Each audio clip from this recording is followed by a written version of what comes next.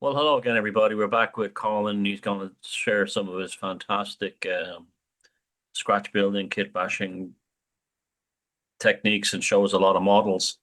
When I was over there at his layout, I noticed there was basically a sea of British Railway electric locomotives, particularly the one that was made.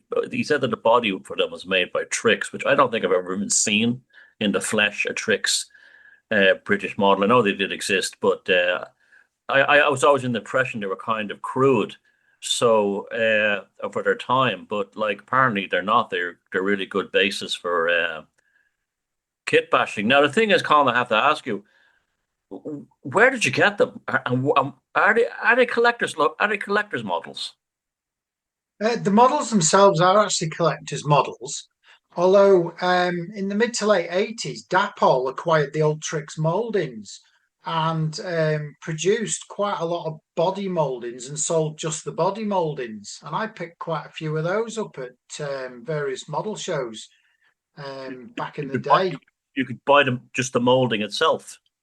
Yeah, it was just the moulding. In fact, you can still get them on eBay occasionally. You just get they were generally moulded in white plastic, and they just bought. I don't know whether they actually produced the actual a new version of it or whether it was like new old stock from the liquidation of what had been Tricks, possibly in the late 70s, early 80s, because Dapol bought up various companies' stock because they've got a lot of the old Urfix kits. You see, the Dapol Yeah, I know Kitmaster that. stuff, Yeah. not the old. Well, some of it was Kitmaster, then it was Urfix, and then it was back to Dapol Kitmaster again. And I think with his acquiring of various mold toolings, whether they got the molds and produced some new stuff or whether it was just old stock that they sold off, I don't know. But that's where quite a few of mine came from.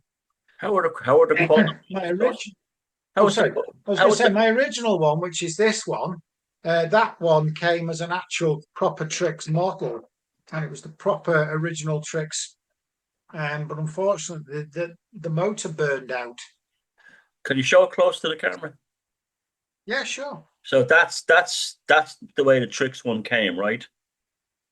Well, pretty much. That's on Hornby Class 86 bogies, slightly modified.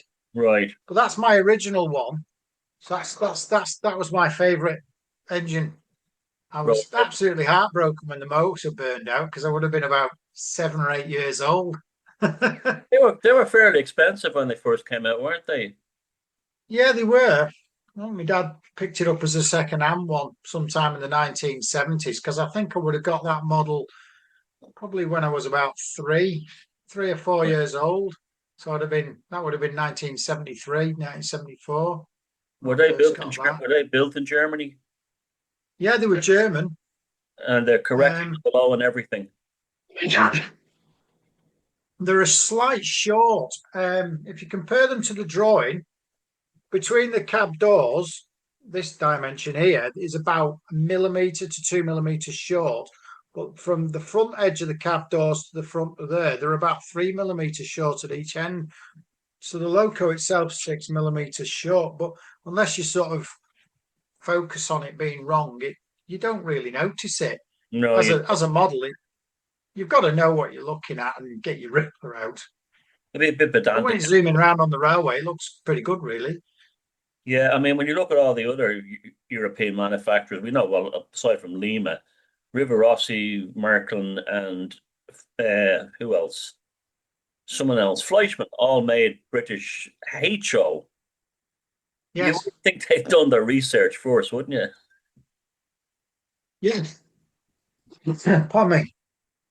That one is actually 4 millimeter to the foot scale, although whether or not they've made a mistake in the actual tooling of it, I don't know. But they did a Western. They did some Mark One carriages on Commonwealth bogies, and I think a BR Standard 5, but they were at a very strange scale, 3.75 millimeters to the foot. That's And in weird. fact, the grain hopper that Bachmann still sell is an original Trix molding at 3.7. It's either 3.75 or 3.78 millimeters to the foot. So So it's what's not that? HO and it's not double O. like 170 or something. Oh, I don't know what it'd work out. I'll have to get my Be in that calculator area, out, but like yeah. halfway. Yeah. So what kind Yeah, it's a bit of a halfway house. what was the original Trix motor like? It was like an XO4, like is in the Triangle. It's a slightly larger version of that, and it was all through reduction gearing.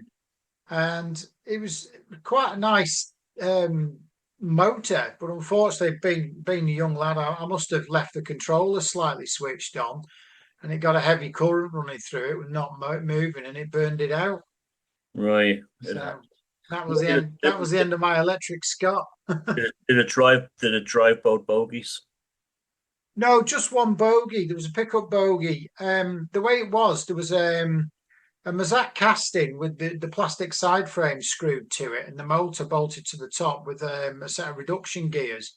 Very much like the way the Hornby Class 58 motor bogies are, if you look at them, but obviously it's a bigger motor. And then on the trailing bogey, you see, they just didn't put the motor and the gear sets in it. So it was just a dummy bogey there. But Yeah. yeah, but that's the motor bogey itself's long gone. So Yeah, you who said it was knows? your favorite logo growing up. I remember seeing them as a kid visiting my cousins in England. They used to come to It Liverpool. was because they certainly did. When I was little, I used to get taken to Preston Station to see the trains, which was the nearest. Well, it was where I lived in Berska. There was you're sort of equidistant from Liverpool, Preston, and there's a slight closer to Wigan. So we quite often go shopping to Preston with my mum on a big shop day out, or going buying something special. So I used to get to see the electric locos there. Well, in the 1970s, up till 1974, they were changing the engines at Preston because that was as far north as they got electrified at the time. So I think it was sometime in 1974 they started running through to Carlisle and then again on to Glasgow. So I remember seeing like there'd be a little Class 81 or something coming with a great big train, and then they take this little electric engine off, and then they put two dirty great Class 50s on, and that had less power than the electric loco to take the Preston, same train onwards. Preston must have been some station back then for locals coming through it and trains coming through it. Yeah, we used to get all sorts of stuff. I mean, I vaguely remember the Class 50s, but not really. 47s, 40s, 56s, lots of 25s, the occasional 24. On holiday times, used to get the peaks, the 44s, 45s, and 46s coming through to Blackpool, and occasional 31s, sometimes double-headed coming over from the eastern region on trips to Blackpool. And then all sorts of DMUs, lots of Birmingham 104s, Birmingham 110s, Metro Camels, but they got everywhere. Derby 106s and 107s. What else did we have? Craven 105s.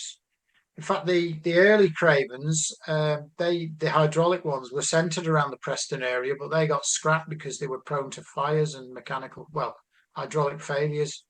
Yeah, So, good place. The station is so iconic. The well, it's Victorian a big train station.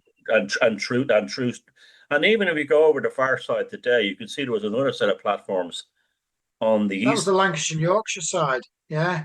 Yeah, and that's just it's still there, but it's derelict. But you could see it.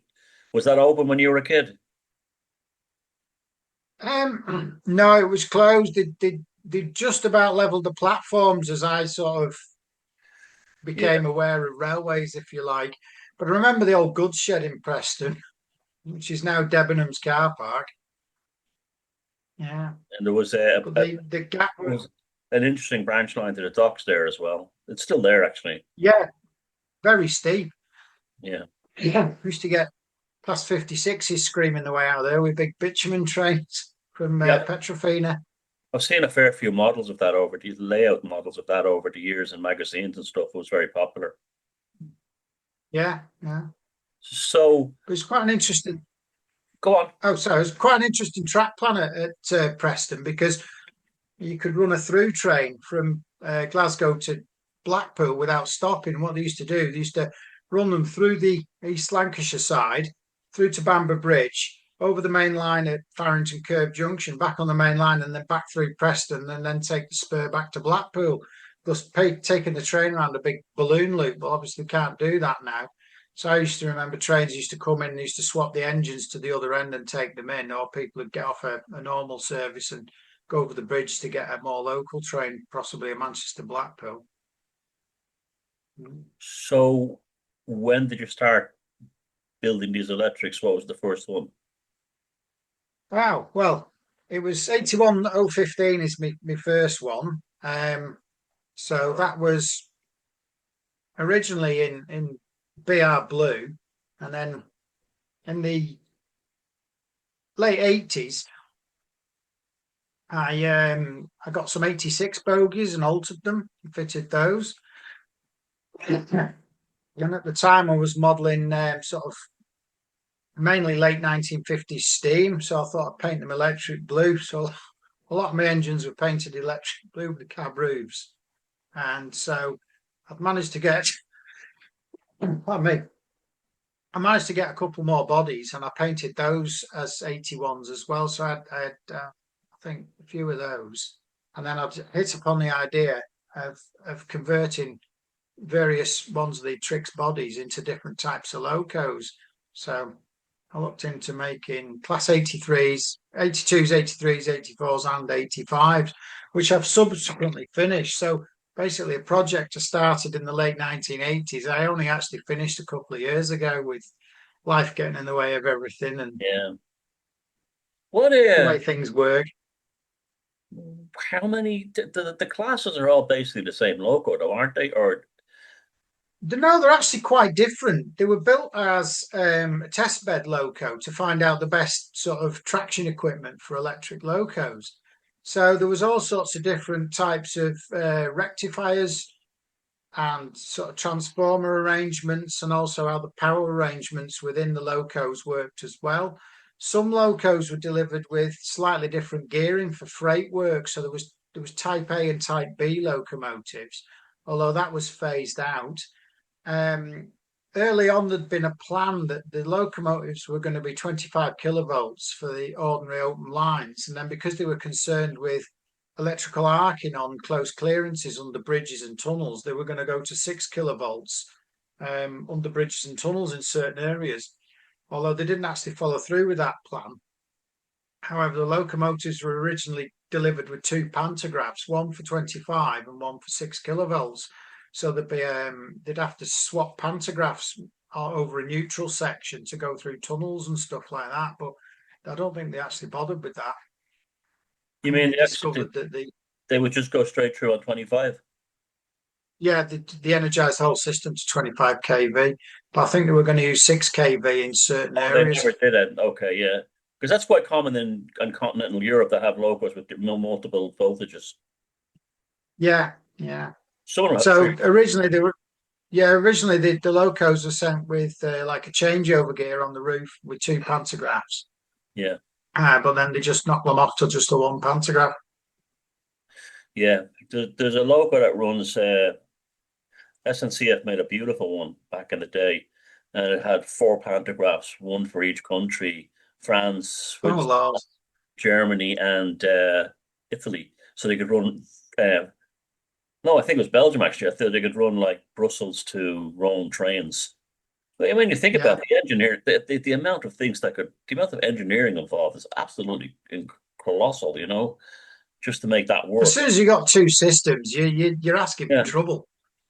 absolutely. And they had Because four. then if you've got a fault, where do you start looking? Which bit of what's failed? So, what the first one you built? What was the base? What was the what? Show us it again. What was the body? What was the chassis and the body? Hold it up in the camera. There you Yeah, go. Oh, there you go. yeah. That's a There we lovely go. paint job. Okay.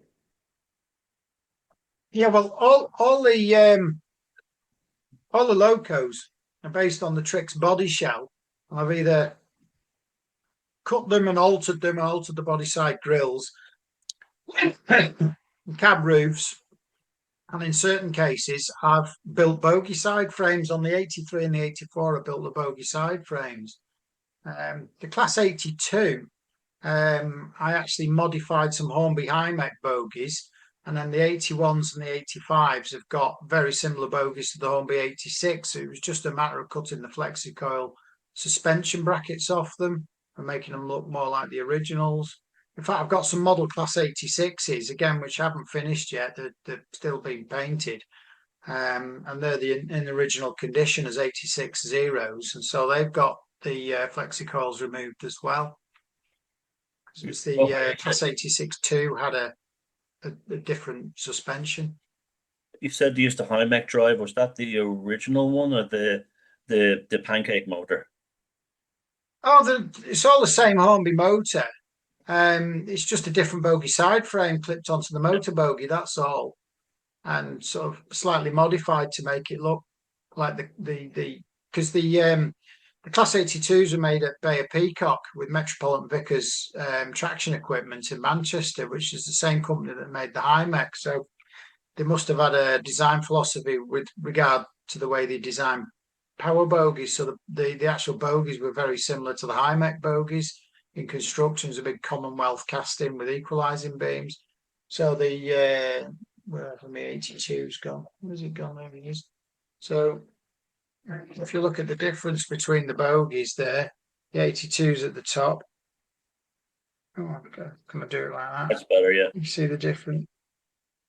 So there's different mounting brackets and stuff. So lots of altering and messing around. How many of these have you made in total?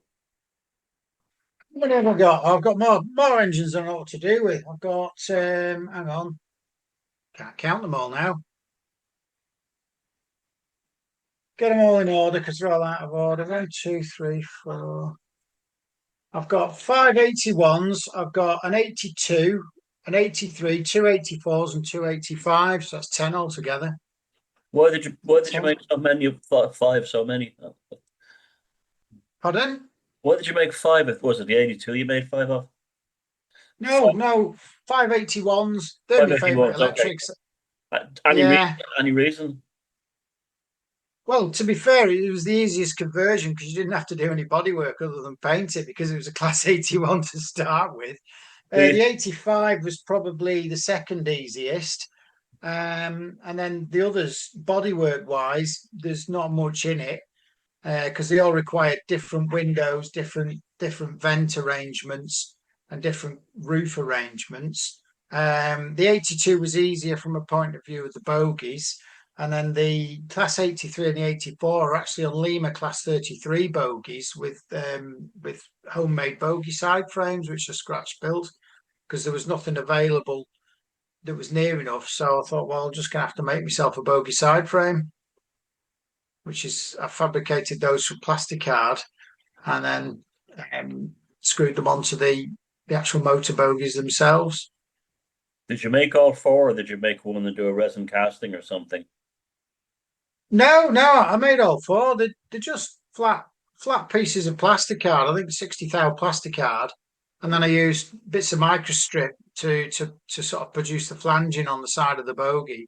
And it was just lots of bits of plastic strip and bits of rod and bits of springs and all sorts of stuff. I think the springs are on the 84s are off the 3-link coupling springs that you get. Spare Oh ones yeah, of those. yeah. The the ones I see coming into Liverpool, they always intrigued me was they had a white cab roof. The roof of the cab was white. Am I right? Yeah, Yeah. What was that? Why would they yeah. paint it white? Was it a safety thing or something? No, no, that was just the original livery. That's the original electric blue there. See, although I've got the yellow cab fronts for the time period. These yellow cab fronts came on in the sort of mid 60s, but that was the original sort of way they I, painted them. I think they look It's a class. I think they look slightly class. like Yeah, I think they look good. they look much better with the white, I think, on them. Some of them got electric BR blue with a white cab front, and others they painted the roof blue as well. So I think it depended on what they were doing in the paint shop. Didn't Triang make a set with that look with the white one? They did. They made Triang took Hornby Dublo's original electric loco body, which was also a Class 81. Although strangely, the Triang one ended up with sort of bogies that were more reminiscent of the Class 82. So it was a right bit of a mishmash, really. It wasn't a particularly good model. I think the Trix is a better model. It's got a better look to it. Although, you know, I wouldn't bother with the old Trix mechanism these days if you can find one that still works. Who knows? Because I mean, blimey, they'll have been produced getting on 60 years ago now. Yeah. Show us the Talk us through the modifications you made to the later ones and show us. In what way? Well, you said that Well, the body work, you said it was more complicated, the body work on the later versions. right. Well, it's possibly easier if, oh, I don't know. You see, I've got myself a nice book here, you see, Electric Locomotives, Model Railway Constructor, a bit like the people who did that annual you reviewed the other day. And so they produced a nice book full of drawings. So, oh, here we go. There's a section on the Class 81 C. Oh, can we see? And in with that, there's some decent line drawings as well. So, oh, there we go. There's the full line drawing. Oh, and it's that scale. Yeah, that's 4mm scale, and then Oh, there's one of the other side. So you've got all the roof and the battery box details there. So what I could do. So where are we looking? Got that many engines, they all look the same. So all these battery boxes here are all made of plasticard, again detailed up. Now, if you look, there's a difference because the locomotives originally had mercury arc rectifiers on the smoothing chokes for the DC control, and then they were later replaced there with a solid state rectifier. I think they were germanium ones. So you've got to look at the drawings to decide what locomotive and what livery you're doing it in. So this one here is in a refurbished condition. So this one would have been fitted with air brakes, hence the air tanks on the roof in the position of the original 6 kV pantograph. And this one, because it's an early one, it's got the round smoothing chokes and no pantograph and no air tanks. So when I'm running my trains, that can only pull vacuum brake trains. So I've got to make sure I put it on the right stop, you see. show me You a can't have close. that pulling an air brake Show me a train. close up of the one with the air tanks again. I want to see the air tanks. There you go. Now, why weren't they all air braked? Well, eventually they were. When they were first delivered, they were vacuum only. So they only had a vacuum brake. They had air brakes on the locomotive, but the train brake was continuous vacuum brake. Yeah. So they didn't have a big enough compressor or reservoir system to run an air brake train. So when they went through a refurbishment program, they fitted air brakes to them all, and so they became dual brake locos, so they could take vacuum and air brake trains. So the ones with the tanks on the roof could take air brake trains. So that was when British Railways was transitioning from vacuum brake to air brake stock. So it's quite a complex sort of history with them. Yeah. So when they went in, yeah, when they went through the shops, you see, they took off all the troublesome mercury arc rectifiers, because I think what used to happen, the mercury used to slosh about and then it would lose current because it wasn't smoothing the arc out properly. And then they took that opportunity to refit that and do the air brake conversion. So they became a dual brake locomotive, which is interesting because diesels were dual brake to start with, most of them. I think it was only the Western region hydraulics weren't dual braked, but they all got finished off by 1974 anyway, so they didn't bother converting them. Things like Hymex and warships are vacuum brake only. what kind of freight trains were they pulling? They pull anything. Would they be on Basically, the the express? West Coast Main Line. Yeah, they do anything from express passenger to sort of short goods trains. I think the only train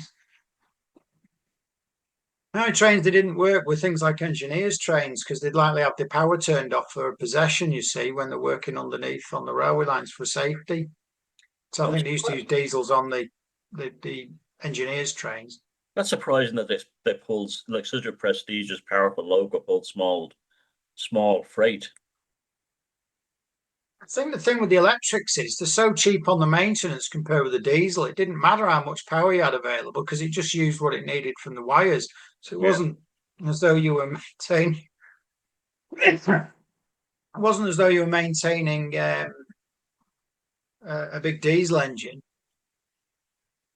yeah, It was just the motors were tapping the power required. So if you didn't need it, it didn't really matter. You weren't wearing the kit out, were you? yeah. How did you do the cab glazing? It looks like it's flush. It is. It's the God bloody hell. It's the oh, what's it called? A fine cast flush glaze, same as they use for the carriages. Yeah, Which fortunately they do one for the Trix model. oh, that's handy. Yeah, they Mm. I like that company's products. I just did an American F7. I was surprised they actually made the stuff is real cheap too. You can't get it in Ireland though; it's impossible. But I think I'm going to get some to do my Mark ones. I definitely want to do Yeah, get yeah. flush raising on them. They so how many what kind of speed did the prototype get up to? What are we putting on the express train? They're all designed for 100 miles an hour. 100, yeah. Sorry, sorry. Yeah, they're all designed for 100 miles an hour. Although I think the Class 86s latterly that were dedicated to freight were 80 miles an hour only. But that Okay, was for better attractive effort for freight trains, yeah. less prone to wheel slip at speed, I think. But they're all 100-mile-an-hour engines. Were the Mark ones capable of doing 100 miles an hour? Um, Depends what bogies they had on them. Right. The B1 original bogie would do 100-mile-an-hour with special maintenance, and if they had the B4s, they were 100-mile-an-hour bogie, and then latterly the Mark threes were 125 miles an hour anyway, but there were no engines actually to pull them at that speed to the Class 91s, so they What's were it? well in. I've often heard about this electric blue as opposed to British Rail regular blue. What's the story with that? I don't really know. I think it was sort of reminiscent of Caledonian blue, and I think it was more sort of an electrical spark colour rather than the British Railways colour. I think there was some of that going. I think it was more. Um, I think probably because the diesels were painted green. I think they just sort of somewhat new for the locos and like electric blues sort of that was a colour before locomotives even, wasn't it? Electrical sparks are pale blue. So I think that's why they went with that. So, Colin, talk us through each of the classes on and show us and tell us about how you did the detailing specific to each class. If you don't. Well, we could start with the Class 81 because they were the first locos. The first type, not the first one I built, that's this one, which is an original livery. It's only got one pantograph because of the time period a model, but it's to do the most obvious one is there's the lack of the air tanks because it hasn't been vacuum. It's just vacuum only on the braking system, and the original smoothing chokes. Original livery with the white cab fronts. Originally, they would have just had, well, they didn't have any yellow warning panel, it was just plain blue all over. And then they had a small panel. And then later on, they had the large panel. Again, this is a large panel because of the time period that I model. So that's my first one. This basically is the original Trix body shell with no additions to it. It's just the paint job, if you like. Right. The bogies are Hornby Class 86 bogies with the flexi coil bits removed and the bogies slightly altered. And then all the underframe detail here is all scratch built. Again, the information came from this book, which you can still get copies of. It costs about £20 on eBay in the UK if you want to go looking for it. So that's the first one of those. So that's the easiest one to build. Now, the next step on from the one I've just shown you is one is on also an original condition because again, no air tanks, and it's got the original smoothing chokes, the round ones. And if you look carefully, it's got the raised numbers. What I did there, I used Slater's 2mm plastic numbers stuck on, painted with aluminium paint, which is Oh, very a good. tip I got. I didn't know they made numbers that They are. small. Yeah, I didn't know Pardon? I didn't know Slater's made numbers that small. Yeah, they do. They do like a plastic injection molded for raised numbers. Right. So I just stuck them on and then filed them up smooth slightly to because they're a little bit thick. Yeah. And then I painted them silver. And these are 3D printed transfers from Railtech to look like an aluminium. So they're quite a nice little touch because they're actually raised. Oh, So okay. that's the sort of that's the next step up. And then I've got two.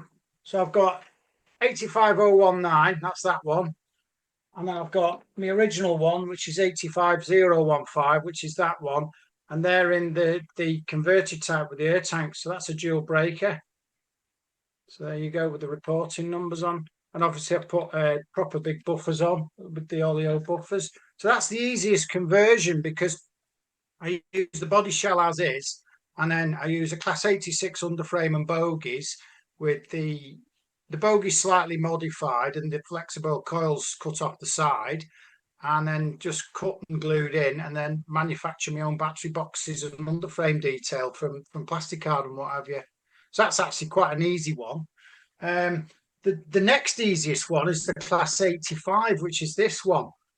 So they had like a raised step section on the actual body side, which I just did with a piece of 10 thou plasticard stuck on the side. And then I made window frames again out of 10 thou plasticard. And then I altered the grills on this side because if you compare them with the Class 81, they're a different grill style. The windows are in pretty much, no, these windows had to be filled and altered. And then there was some lines scribed in for where the panel detail moves, and some little extra oil cooler on the roof for the Class 85, one there and one there. So that's quite an easy one. And again, the underframe details is again from the Ian Allen book. So they're all just plasticard. If you look underneath, I won't bother painting them. You can see it's just plasticard. So that's quite an easy one. And then this one is, again, that's an original condition.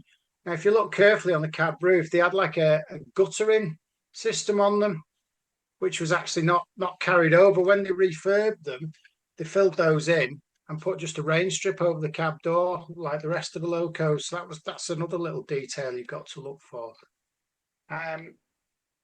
So that's quite an easy one.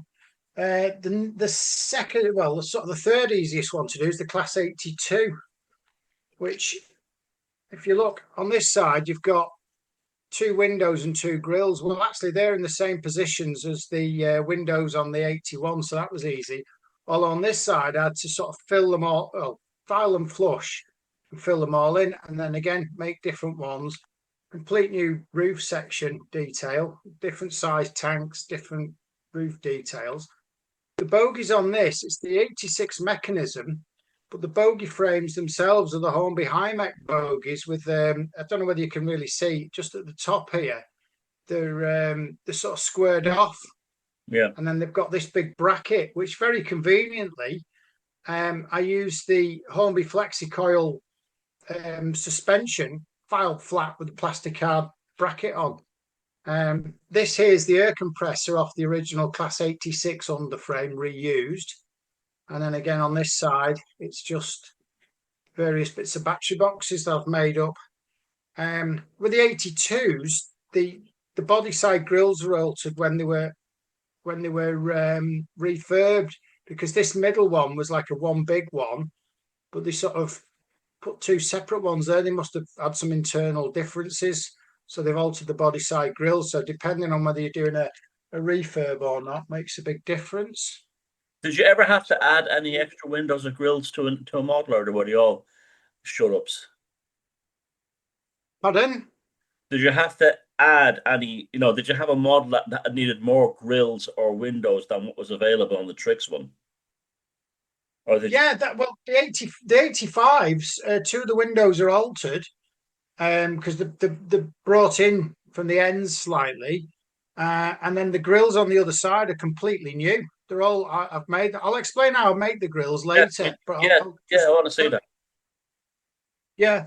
And then the next loco is a class 83.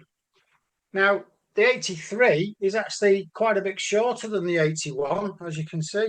So it is. So basically, I cut it in half and then glued it back together again. Right. So that was a proper chop and shop. Um, I've altered the cab roof slightly. In fact, I did that with the 82s. I don't know whether it's quite not quite as obvious. If you look, can you see the length of the cab roof? It's cut back a bit. Oh yeah, it's much shallower. Yeah. It's a bit shallower at the front. So again, you've got to check your drawings, and it's the same with the 83. So with the oops, bogies fell off. Um, the I put the top of the roof section out and glued a new piece in because it's of a different style on the 83. And then again, you've got different grills all the way along. Oops, bloody out bogey. And then again, you've got different windows, different grills, all sorted all differently. So and then making your battery boxes underneath. Now these bogies, because it's come out, it's quite useful. Goes back in again easily enough. These are I've actually made the bogey frames myself. So that's a Lima Class 33 mechanism, and I've scratch built the bogies. So if you look underneath, it's screwed on Yeah. in the same way with the little screws each end here and here. But that's a completely fabricated bogey by myself, Yeah, the Lima and I boats, did the the same with Lima the boats are great for that. yeah. So it's quite easy. It would have been more difficult to do that with a horn because of a clip fit, you see. But Yeah. you can basically make a bogey, and then you can make your little. What I do is I work out where it's going to be, and then I screw some plastic card onto the bogey, and then I position and mark it, file it, get a nice tight fit, and then I can just set it so that the axle boxes are all in line, it's the correct ride height, and then just flood it with mech pack glue, and it just melts it all in, and then it's set in the right spot. I've done the same technique with the class 84. You see, oops, the bogies fall out because there's nothing holding them in. These are part of the bogey side frames, and again, because of the way the bogies are. But this was shortened as well. That's not quite as short as the 83, but the length of the body was reduced. And again, different windows placed in and different grills. That's got the full length cab, but it's got a bit of different rain strip around it. It's quite a distinctive rain strip around the front there. And these ones were the only ones with oval buffers as well. So that had a different buffer beam modification, bit of plastic card. And again, making the underframe details. Oops. When you when you And all the short, rest of it. when you shorten it, do you cut it in the middle or cut it behind the cab? I cut it smack in the middle. Right. Just cut a section out in the middle. I mean, I referred to the drawings, Right. obviously. So the data I took was between the cab doors. So if you go from sort of the back of the cab door or the cab door handrail and then work that off and then you can work out how much too long the 81 body is, and then just cut a section out appropriately. That's it, really. So all the locos are short because the cabs themselves are slightly short. But again, as a class, they look quite good because they all look the same. They look different from the 86s, which have got the correct depth cab, but then they don't look like 86s. They do because they've got a raked front, whereas the 86s are a sort of vertical under The the box. cab Yeah. windows. So you do get a different look to them. So in somehow that sort of it's an optical illusion. You don't notice it quite the same. So that's how I went about chopping them up and dealing with them. And I've sent you plenty of photographs, so you'll be able to Yeah. I'll intersperse post them them. in. I'll punch them in. Yeah. Now tell me how you made the grills, because that really intrigues me.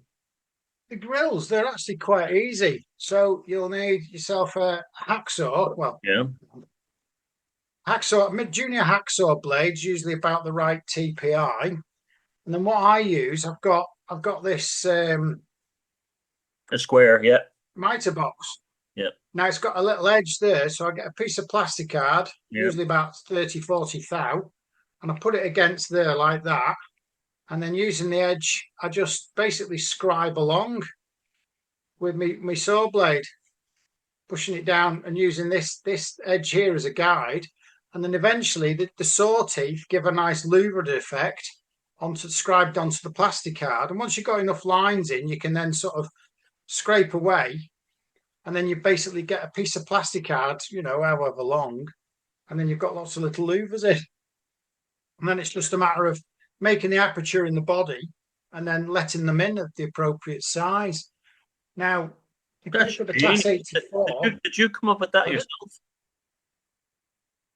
Eh, well, I did come up with them myself, but I'm sure other people have managed to work that out for themselves as well I wouldn't previously. have worked that one out. That's genius. I'm going to make that section on how to make grills into a separate video, because that's gold. That's gold. That is, because that You sounds need a good like sharp hacksaw blade, yeah. And I mean, let's have a see now. You can get razor saws with different cuts. So yeah. if it's a fine grill, you can use a razor saw because these are about three quarters of a millimeter pitch, aren't they? Which is generally about right for a grill on a diesel or an electric loco. Now, if you look on the 84 there, you can see I've got a rib round it. Yeah. Can you see? Is it But wire? what I do there? No, it's much easier than that.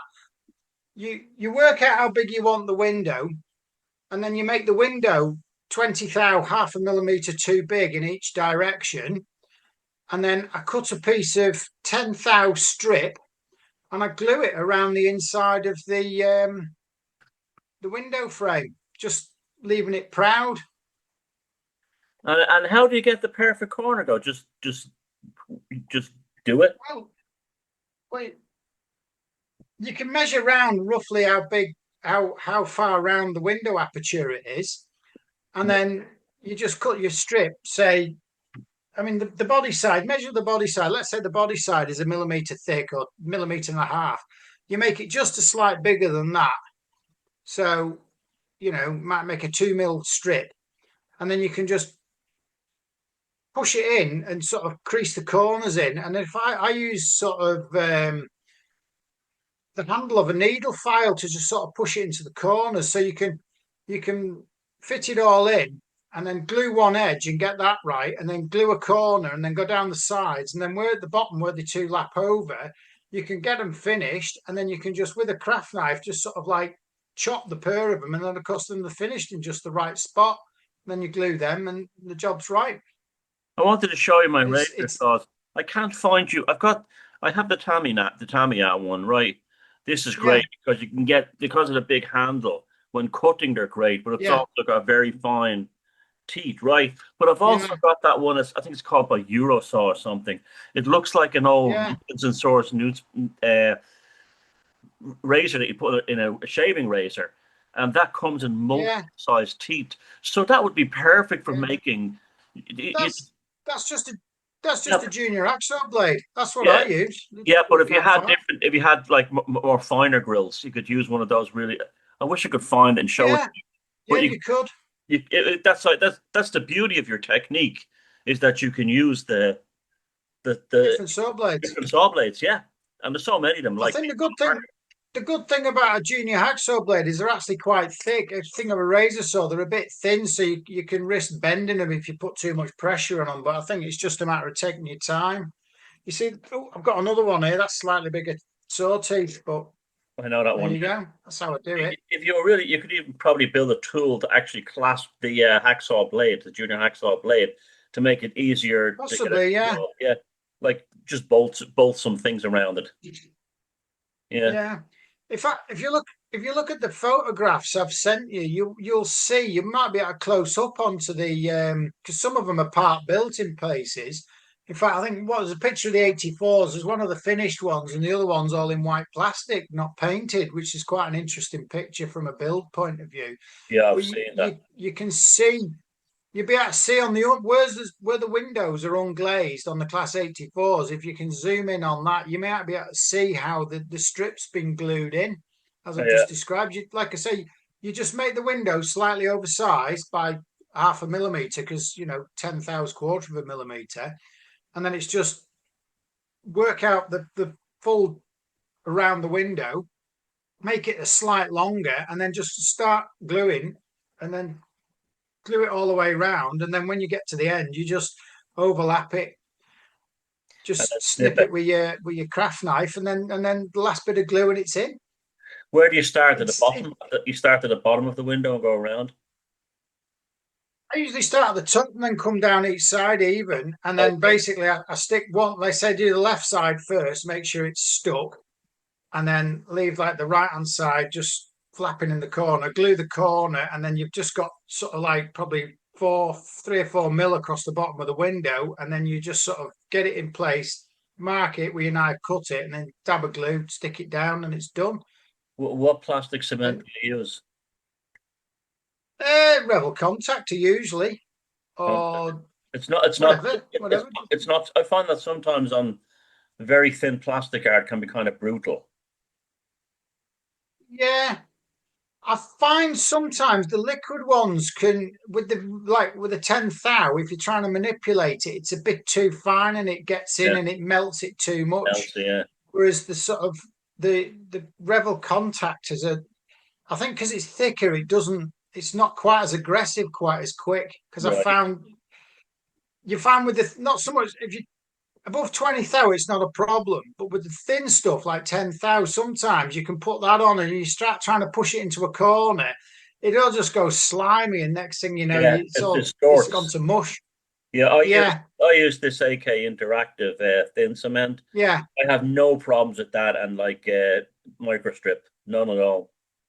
That's All right. actually Well, I've never that's tried that, but that's actually the best one I I've think used they were so done. far. I have a feeling the Class 84s were done with Rebel Contactor actually. Yeah, But if it worked, it worked. Yeah, yeah, yeah, I've had so much trouble using all kinds of cements to microstrip, and that problem, the slimy mushiness and distortion. But I found the way around yeah. was to take my time, let one part dry, a step away from it, and then come back like a while later.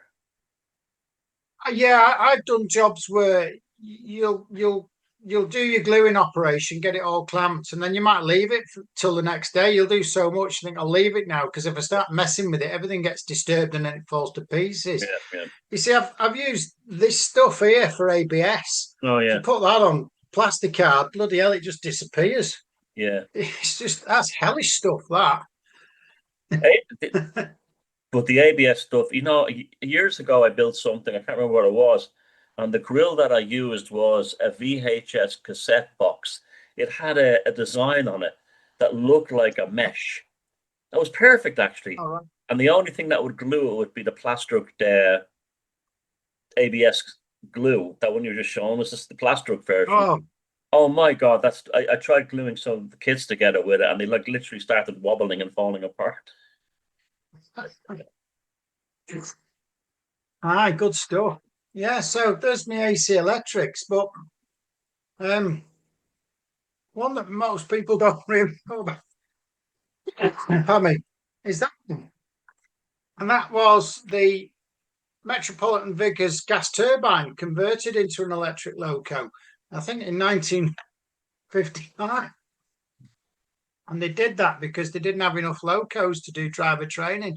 So the original Metro Vic gas turbine, this one, Beautiful. um, was rebuilt into an electric one. Now, I didn't actually. I bought these second hand, both of them. They were on eBay for a good price, so I thought I'll have those. Who makes them?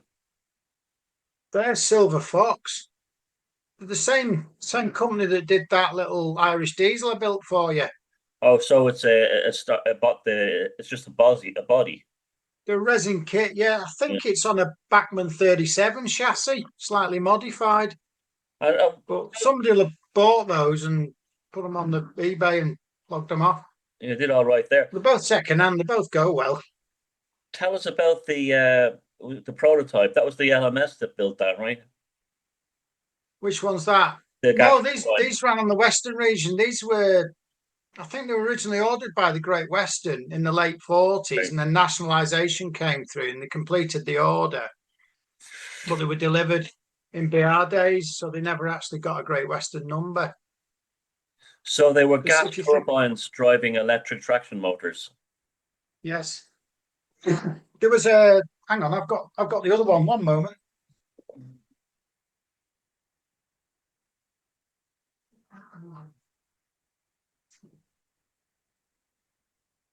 Here we go. There we go. That's the other one. That was the Swiss-built Brown Bovary one. Again from the same company. That's on a Lima Western chassis. That's what that's on. The Western. So I've got so that was GT1. Yeah. And that's GT2. We could have a look at the other gas turbine if you're interested. One Yeah, minute. that Metrovic did a beautiful job designing the bodies for them. They're really gorgeous, very attractive. They look like some of the logos you see in Russia with the rounded front. Yeah. Yeah. Oops, here we go. Oh. And here's GT3. Is that a kit or did you build it yourself? Yeah, that's a kit. That's Golden Arrow kits. The kit itself's actually 8 millimeters too short, so I cut this in half and lengthened it as well. If you look very carefully here, you can just see the join. It's a So that's on a back. strange looking machine. Oh yeah, very strange.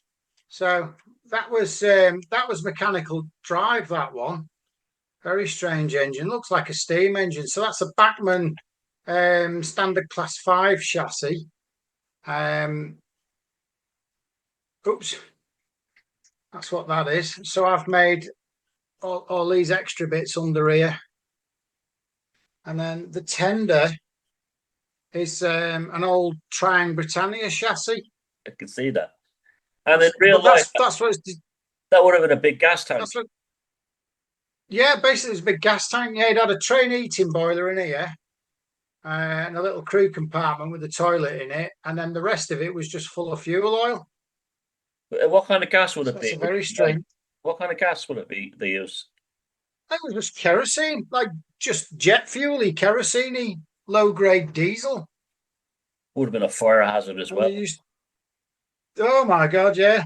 Well, I mean, these are the exhaust vents, for God's sake. Look at the size of them. There's videos of that on YouTube. And in fact, I think somebody's actually built a gas turbine 5 inch gauge version of it. It's either 5 or 7.25 inch gauge. And it's proper actual gas turbine. And there's videos of it being run up on rollers, and everybody stood around with earmuffs on because it's that bloody noisy. Did the gas turbine engine that directly drive the wheels?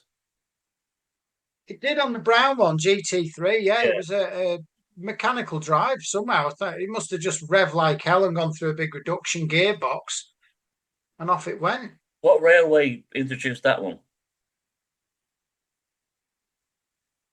I mean, Adam Thomas, you're frozen.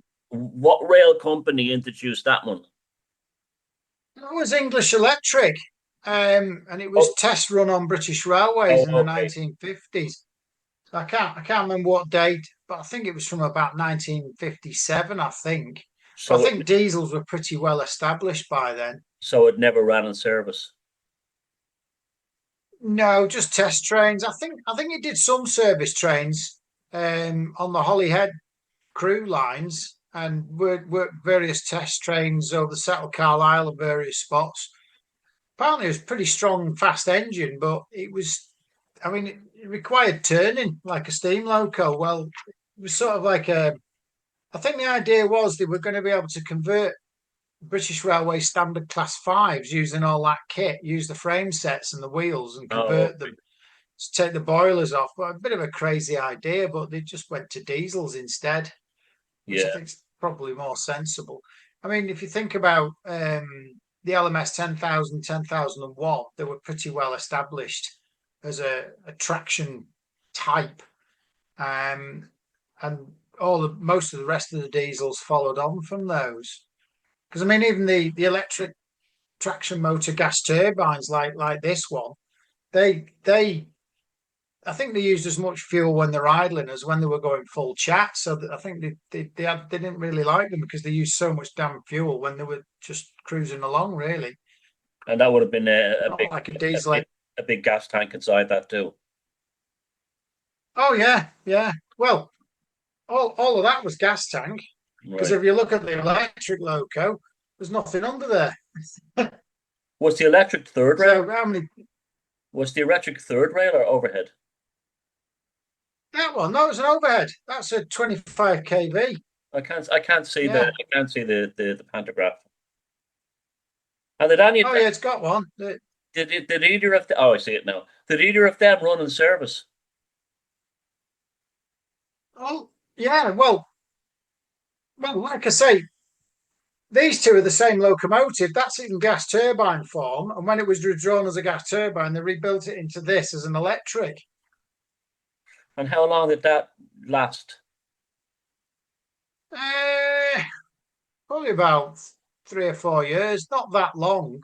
Right. It was just as a driver training loco, while all the other Oh, okay. locos, as they were being delivered, went straight to service. Okay.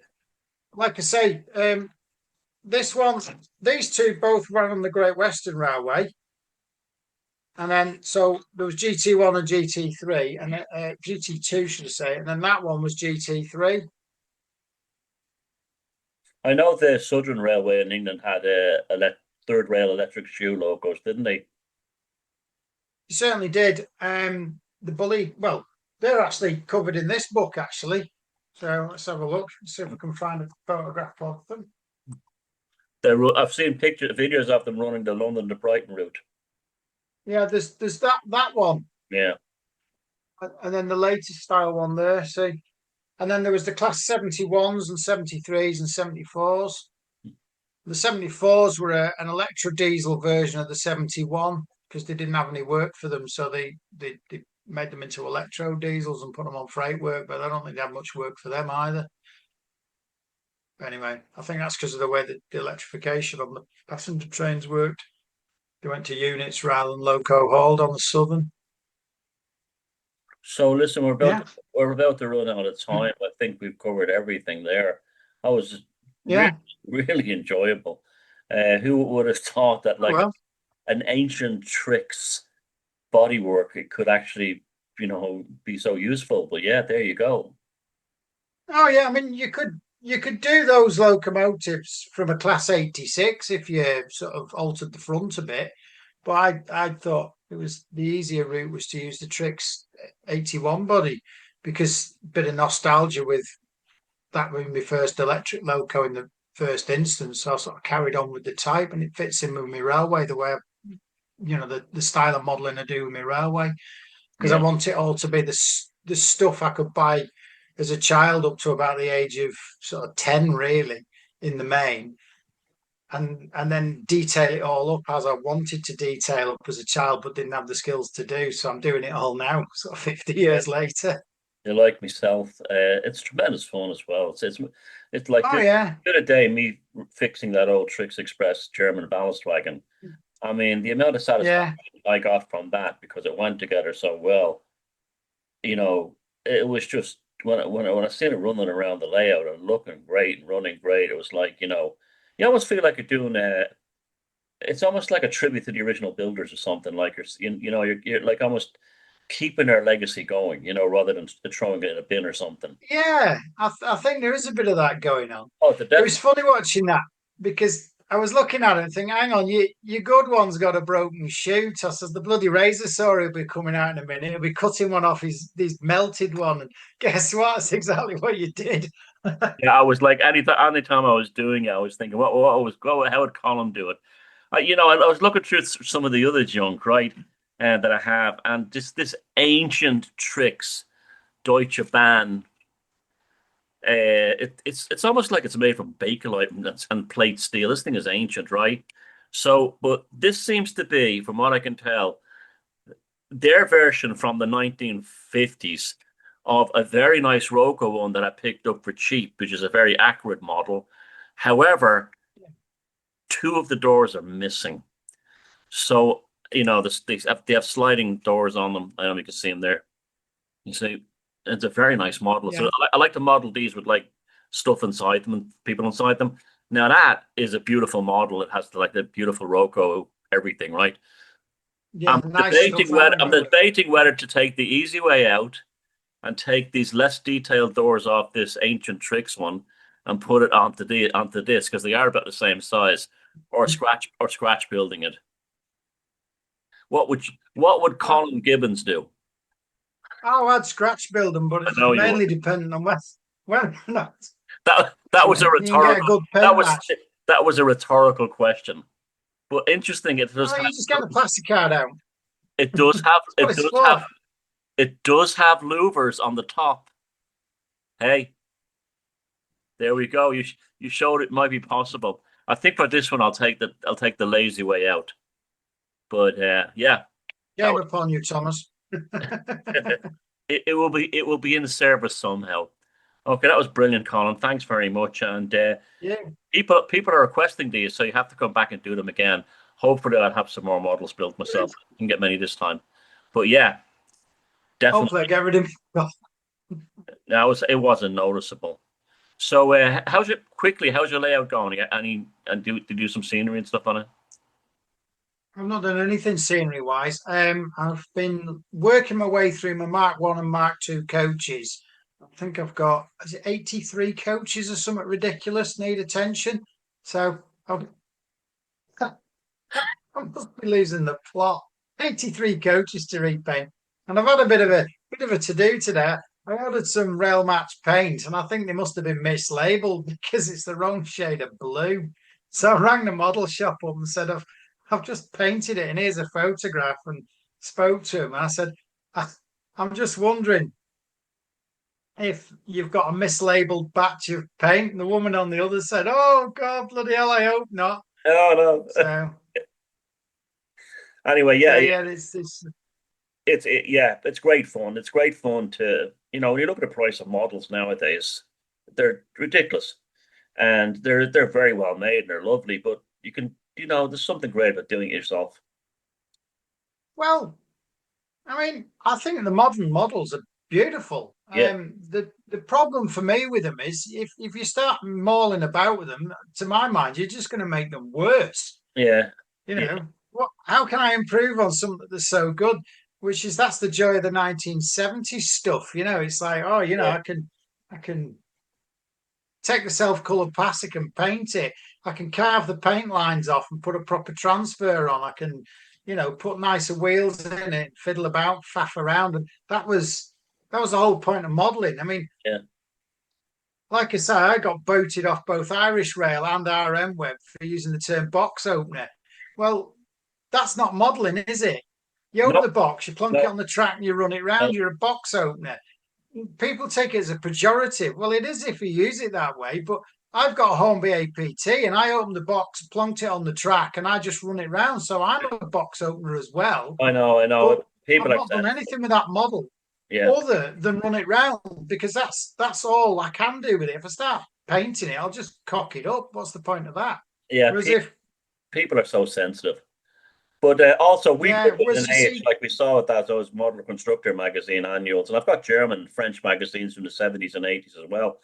Yeah, and yeah, it's we're a product of an age where we didn't have the money to buy anything as kids, so we had to build them. it wasn't available, so you either made it or Boom. not. I mean, I used to read the Railway Modeler, my friend's Railway Modeler, and Monty Wells used to be cutting up diesels and making them into different types. Brilliant.